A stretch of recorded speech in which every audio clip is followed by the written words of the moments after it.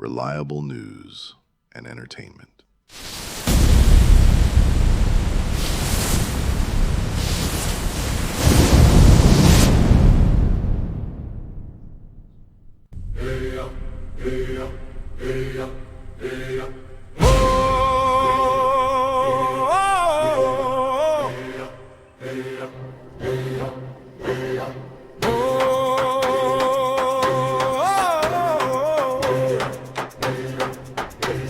Is it time? I can't wait to see it.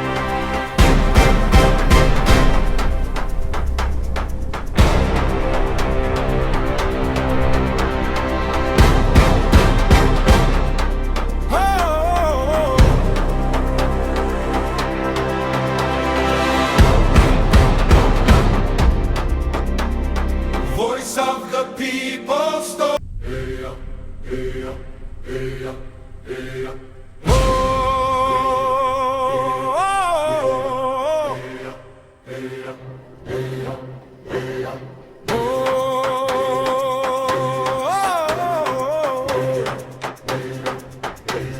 Is it time?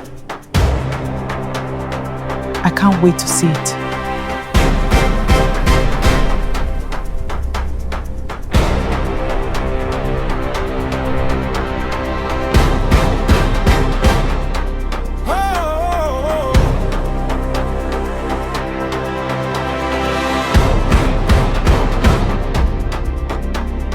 Voice of the people, stories that matter. Oh wow! Truth in every moment, now and forever. Across every border, across every land, we form, we empower, together we stand.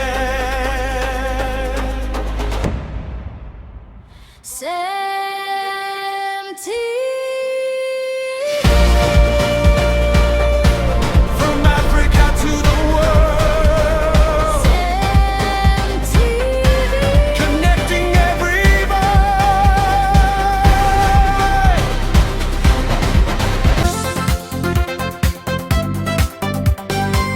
This is CEMTV News at 6. Hello and thanks for joining us on CEMTV Main News on the hour. Remember, truth first. You next. Stay informed to stay empowered. And on the headlines this evening, including other stories, is Nigeria Navy records another operational breakthrough under Operation Delta Sentinel with the discovery of suspected illegally refined petroleum products. Rivers State Command of the National Drug Law Enforcement Agency NDLEA embarks on a sensitization rally across parts of Port Harcourt. 16 Nigerian students have been recognized among the highest performing candidates globally in the Cambridge examination series. Details of these and other stories in just a moment. Please stay tuned.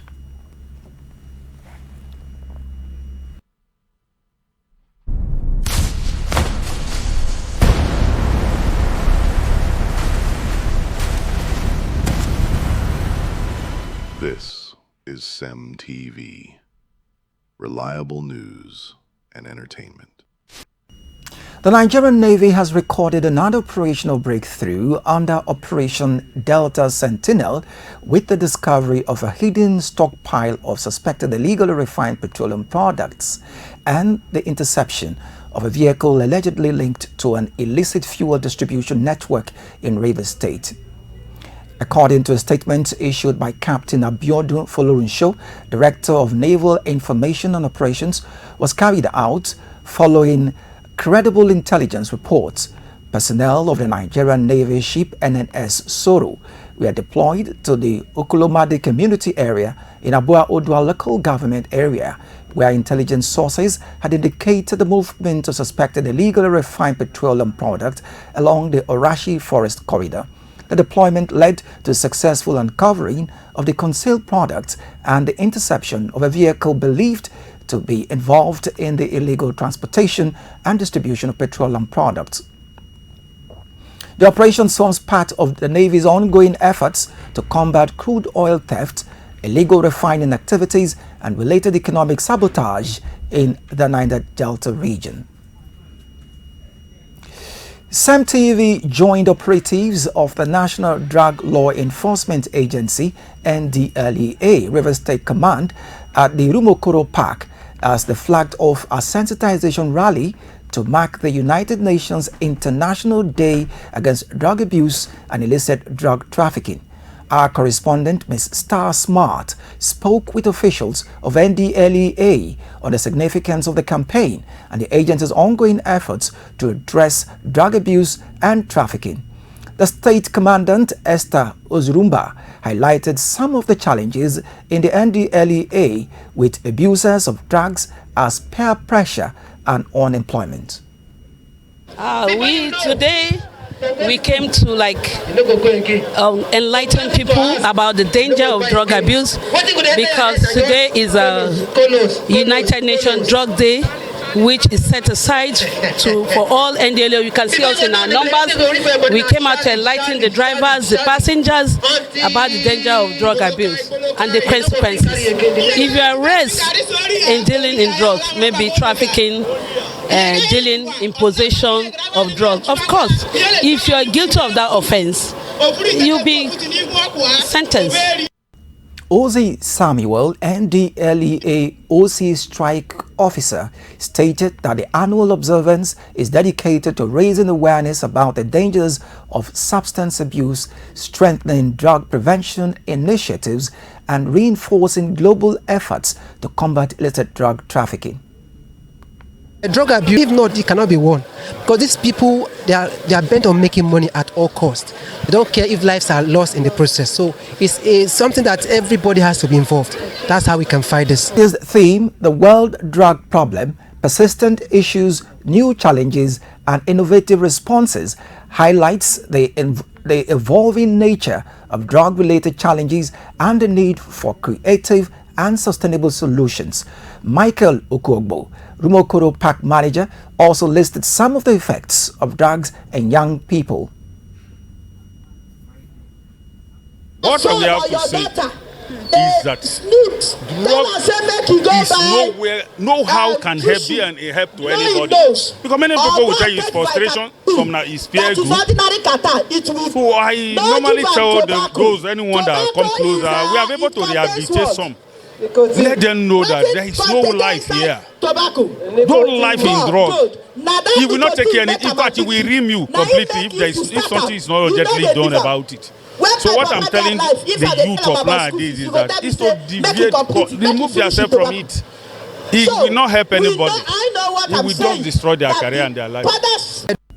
Felicia Angalabiri, Commandant of Narcotics NDLEA, corroborates further that the awareness campaign is aimed at drawing attention to the harmful effects of drug abuse while reinforcing the NDLEA's commitment to tackling substance abuses and illicit drug trafficking across River State.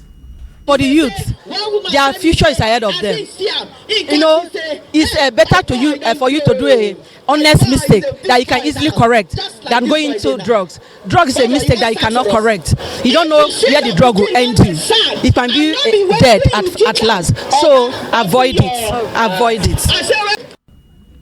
Residents of Owaza community in Ukwa West local government area of Abia State were thrown into distress in the early hours of Monday, 22nd June 2026, following a high-pressure pipeline explosion that caused extensive damage in Umololo village. The explosion damaged residential buildings, farmlands, crops, plantations, and a school. It also affected a major pipeline transporting crude oil from the Imo River flow station to Port Harcourt and Bonny. Among those worst affected is a prominent son of the community, Chief David Ogbonna, popularly known as Chihuahua, whose residence was severely damaged, including his farmlands, crops, and other valuables, which were also reportedly destroyed by the resulting oil spill. Speaking on the incident, the community spokesperson, Chief Anselm Eletuo, blamed the explosion on the deteriorating condition of the pipeline and called on the Nigerian Petroleum Development Company (NDPC) to urgently replace the aging infrastructure. He appealed to relevant government agencies and stakeholders to provide immediate assistance to affected residents, noting that many families have been displaced while several farmers have lost their sources of livelihood due to the destruction of farmlands. And Chief Eleto also urged youths in the community to remain peaceful and law-abiding, expressing confidence that both the government and the company responsible for the pipeline will intervene by providing relief materials and taking steps to mitigate the environmental impact of the oil spill.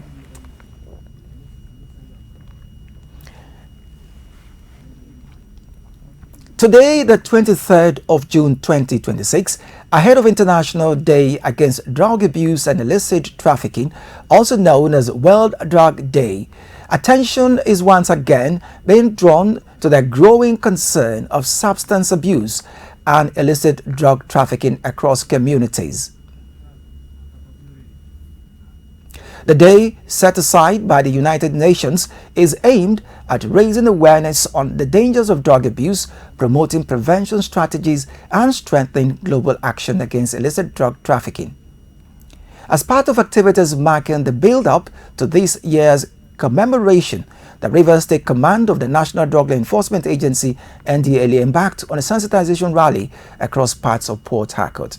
The exercise, which brought together operatives of the agency and members of the public, is aimed at educating residents on the dangers of drug abuse, especially among young people, while also reinforcing the agency's commitment to combating drug trafficking and substance misuse in the state. Officials say the rally is part of ongoing efforts to step up public awareness and encourage community participation and fight against drug abuse ahead of the World Drug Day.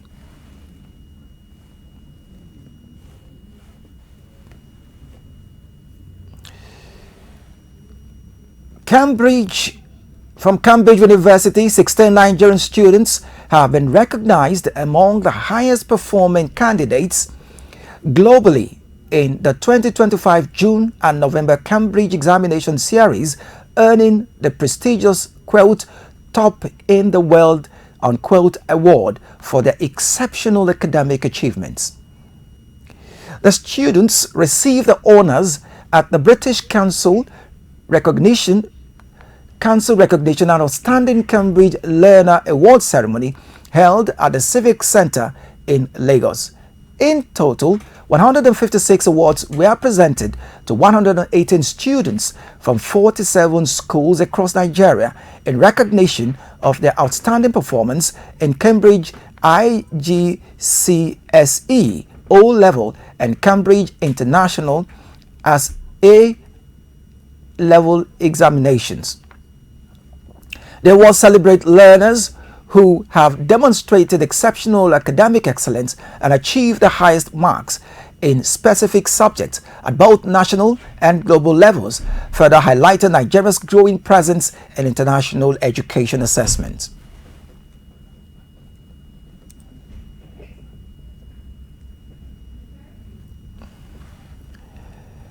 Stranded Nigerians in South Africa on Monday staged a protest at the Nigerian High Commission in Pretoria over delays in the evacuation of citizens who had registered to return home.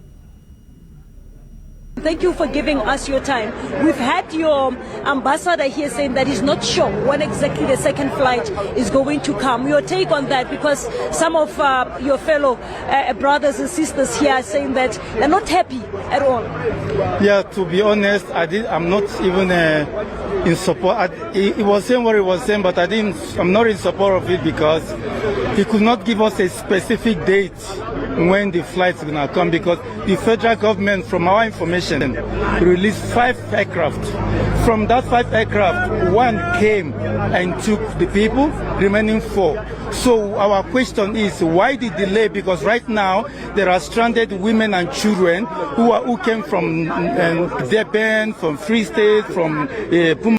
The demonstration comes amid growing concerns among Nigerians seeking repatriation as uncertainty surrounds the government's evacuation schedule. On June 18, Minister of Foreign Affairs Bianca Odumegu Ojukwu assured Nigerians residing in South Africa that no citizen willing to return home would be left behind, particularly as a June 30 deadline issued by anti-migrant groups for undocumented foreigners to leave the country approaches.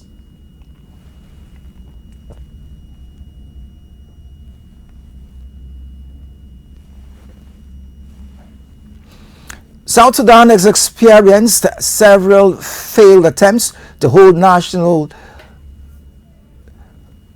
elections, but authorities have once again pledged that the country's long-delayed first ever vote will take place in December. Since gaining independence in 2011, the world's youngest nation has never conducted a general election, with President Salva Kiir remaining in power for past 15 years without facing voters at the ballot box. The country's first election was initially scheduled for 2015 but was postponed due to a devastating civil war that erupted shortly after independence. In 2018, peace agreement that established a unity government led by Kiir with his longtime rival Riek Machar served as vice president set the stage for elections in 2022. However, persistent political tensions and logistical challenges prevented the vote from taking place. Political uncertainty continues to cast doubt over the latest election timetable. Relations between Kiir and Machar remain strained, raising concerns that the poll could face further delays. Machar was removed from office and arrested last year on charges including murder, treason, and crimes against humanity, allegations he strongly denies. He has remained under house arrest in the capital, Juba, since March last year, while clashes continue in parts of the country. The ongoing violence has prompted warnings from international observers, including the United Nations, that South Sudan risks sliding back into a full-scale civil war. Announced December 22 as the proposed election date, Electoral Commission Chairman Bendengo Kogulo acknowledged that unresolved legal reforms and inadequate funding remain major obstacles to preparations for the historic vote.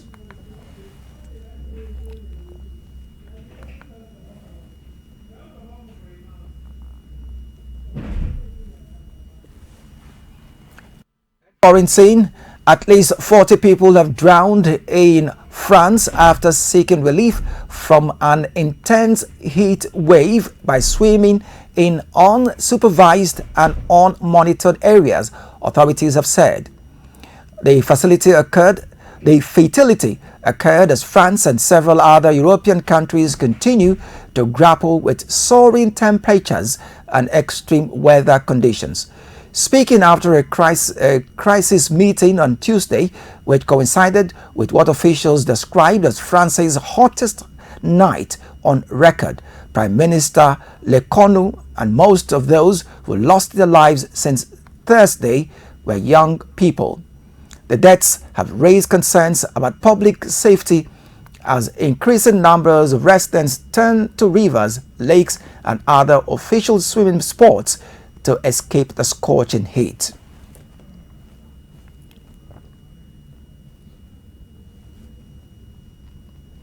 The news continues after this time out, including the following headlines. The River State Hospital Management Board announces the schedule for its 2026 promotion interview exercise for eligible staff members. Justin Carey, the longtime bassist of Grammy-nominated band Sixpence, dies at age of 50. Details of these and other stories in just a moment. Worried about the state of your world? Need better and broader ideas? Stay tuned to CEMTV 24/7. Always thinking possibilities. CEMTV. Reliable news and entertainment. The River State Hospitals Management Board has announced the schedule for its 2026 promotion interview exercise for eligible staff members. According to the board, the interview will hold from July 1st to July 3rd, 2026 at the River State Hospital Management Board Conference Room, Port Harcourt, with proceedings scheduled to commence daily from 9 a.m. to 4 p.m.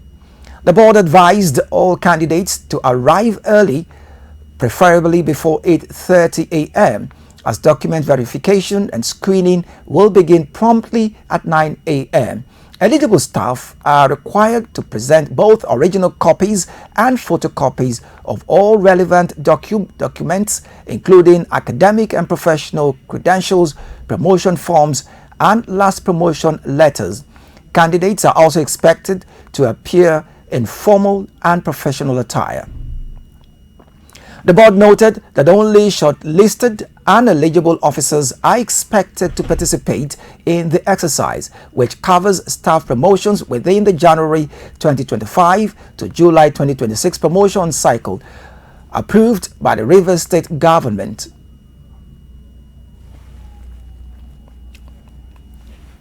The founder and chief executive officer of Carbon AI, Debola Abiode, has said Nigerians can unlock billions of dollars in economic opportunities and create thousands of jobs by embracing the carbon economy and adopting artificial intelligence.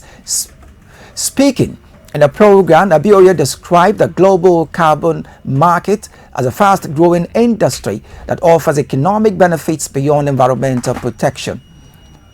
Debola stated that sectors such as agriculture could benefit significantly from the transition to a low-carbon economy, noting that agricultural products and waste materials can be converted into renewable energy sources like ethanol, creating new industries, jobs, and export opportunities. According to her, growing initiatives such as the Lagos State Carbon Credit Registry show increasing interest in carbon markets and climate finance opportunities across Nigeria. She also highlighted the role of AI in supporting sustainability efforts and explaining that carbon AI helps businesses and policymakers assess environmental data, carbon market intelligence, and substantiability, adding that effective AI adoption could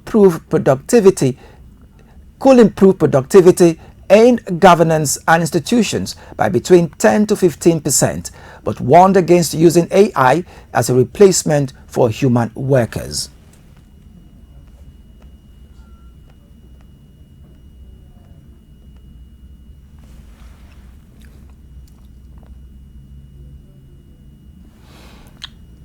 And in sports, at least 6 countries, including Norway, France, Argentina, Mexico, Germany, and the USA, have qualified for the round of 32 stage at the ongoing FIFA World Cup tournament.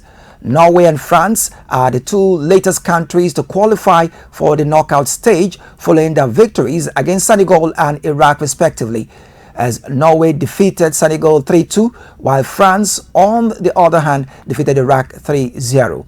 All the aforementioned 6 countries that qualified for the round of 32 all have 6 points each. And on entertainment, Justin Curry, the longtime bassist of Grammy-nominated band Sixpence, known the Richer, has died at the age of 50, just days after suffering a severe stroke. Curry passed away peacefully on Thursday with his wife Linda by his side, according to an updated post on a GoFundMe page created to support his family.